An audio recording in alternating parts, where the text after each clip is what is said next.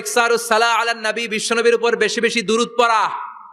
বিশ্বনবী বলতেন জুমার দিন শ্রেষ্ঠ দিন, এই দিন আমার উপর বেশি বেশি দুরূদ পড়ো। ফাইন্না সালাতাকুম মা'রুদাতুন আলাইয়া, কেননা তোমরা যে আমার উপর দুরূদ পড়ো, আমি মরে যাওয়ার পরে এই দুরূদগুলো কে পাঠিয়েছে তার নাম, তার বাবার নাম সহ ফেরেশতারা আমার কবরে দিয়ে আসে। সুবহানাল্লাহ।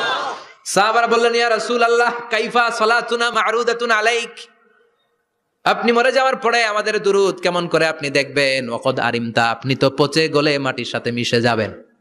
বিশ্বনবী বলেন ইন্নাল্লাহা হাররামা আলাল আরদি আন তাকুলা আজসাদাল আম্বিয়া, নবীদের লাশকে খেয়ে ফেলা, নবীদের লাশকে পচিয়ে ফেলা সব মাটির জন্য আল্লাহ হারাম করে দিয়েছে।